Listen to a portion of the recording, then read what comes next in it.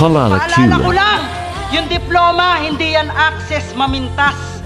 Proud ka lang, ilaminate, araw-araw mong ikwintas. Napupuli ka siguro dati, halata sa mga litanya. Mali ka ng pinansalag, talino ang tunay na sandata. Sa mga hindi nakapagtapos, huwag kayong panghihinaan. Hindi lang toga at diploma papatay sa kahirapan. Hindi yun kakulangan, mas lalong tirin kahinaan. Tapos ka nga, bukang bibig naman, walang pinag-aralan.